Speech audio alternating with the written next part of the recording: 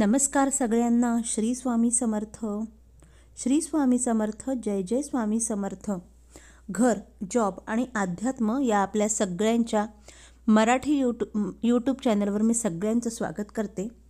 आणि पुत्रदा एकादशीविषयी किंवा संतान प्राप्तीसाठी आपल्या मुलांच्या निरोगी दीर्घायुष्यासाठी करायची व्रत, सेवा, उपाय, उपासना जी आपल्याला दिंडोरी प्रणित मार्गात सांगितली जाते ती मी या व्हिडिओच्या माध्यमातून आपल्यापर्यंत घेऊन आलेली आहे. आता ही जी सेवा आहे ही सेवा आपल्याला करायची आहे, म्हणजे याची सुरुवात करायची आपल्याला पुत्रदा एकादशीला. जर तुम्हाला पुत्रदा एकादशीला ही सेवा करता आली नाही तर तुम्ही इतर कुठल्याही एकादशीला किंवा कुठल्याही दिवशी ही सेवा करू शकता. याला कुठलंही सेवा सुरू करण्यासाठी मुहूर्ताचा, दिवसाचं बंधन नाही. तर काय आहे ही सेवा, चला जाणून घेऊयात. या पुत्रदा एकादशीच्या दिवशी संतान तसेच पुत्रप्राप्तीची इच्छा असणाऱ्या माता भगिनींनी हे पोस्टमधील पुत्रप्राप्ती यंत्र आता तुम्हाला पुढे दिसणार आहेत ते ताईतमध्ये घालून गळ्यात घालावे आणि त्याआधी हे यंत्र आपल्याला सिद्ध करायचे आहे. आता तुम्ही म्हणाल की पुत्रप्राप्तीसाठीच का? मग या व्हिडिओच्या माध्यमातून पुत्र आणि मुलगा आणि मुलगी यात काही भेद आहे का?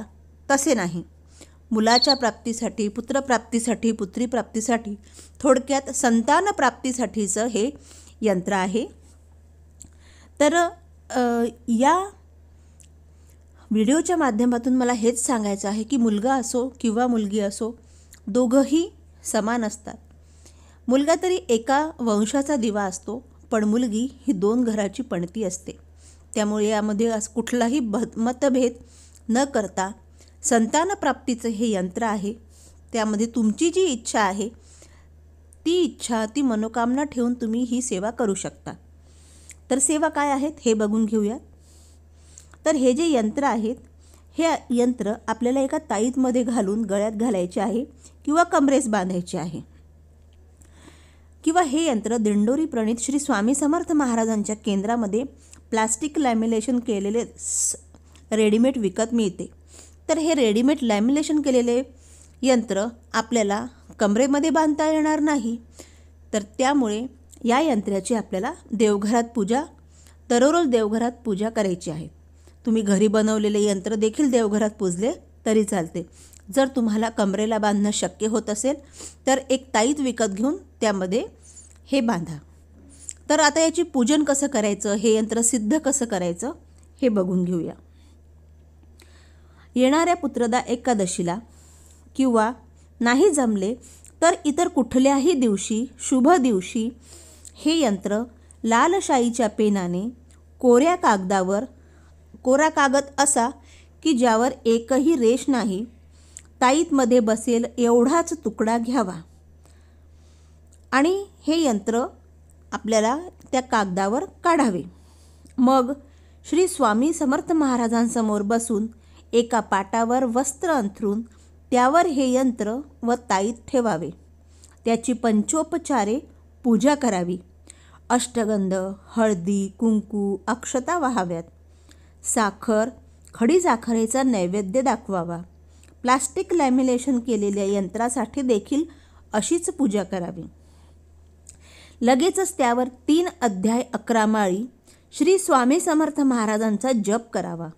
तसेच नित्य सेवा ग्रंथातील पुत्रप्राप्तिकारक षष्ठी स्तोत्र, पुत्रप्राप्तिकारक षष्ठी स्तोत्र हे आपल्या नित्यसेवेच्या ग्रंथामध्ये दिलेले आहेत, ते वाचावे.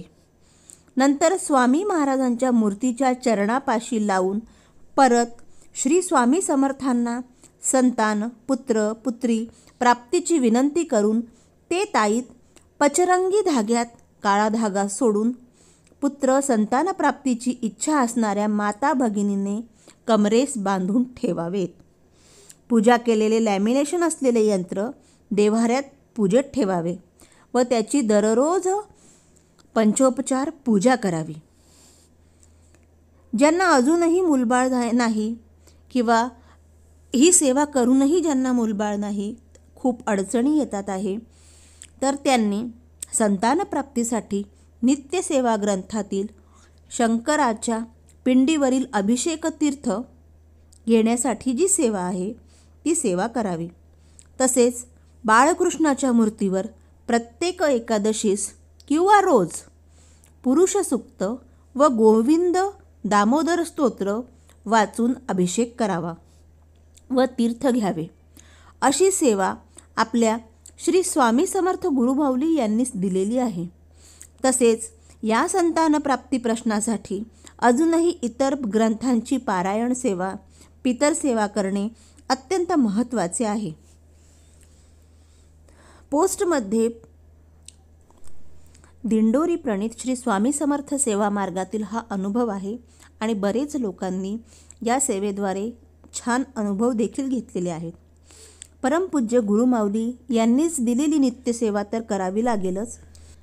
त्यामध्ये 11 माळी श्री स्वामी समर्थ महाराजांचा जप, श्री स्वामी चरित्र सारामृत ग्रंथाचे क्रमशः रोज 3 अध्याय वाचणे, यास ही सेवा करावयाचीच आहे. ही स्वामी समर्थांची नित्यसेवा यालाच म्हणतात. संतान प्राप्तीचे प्रश्न असणाऱ्यांनी सर्व एकादशीस व येत्या 10 तारखेच्या पुत्रदा एकादशीस श्री बाळकृष्ण मूर्तीवर गोविंद दामोदर स्तोत्र 11 वेळा तसेच संतान गोपाळ मंत्र 1 माळ वाचून अभिषेक करून ते तीर्थ प्राशन करावे. संतान प्राप्तीविषयी सर्व प्रश्न लगेच मार्गी लागतील. आशा करते तुम्हाला व्हिडिओ आवडला असेल. व्हिडिओ आवडला असेल तर लाईक करा. व्हिडिओचा इथे शेवट करते. तुम्हाला पुढच्या व्हिडिओमध्ये भेटण्यासाठी तोपर्यंत सगळ्यांना श्री स्वामी समर्थ.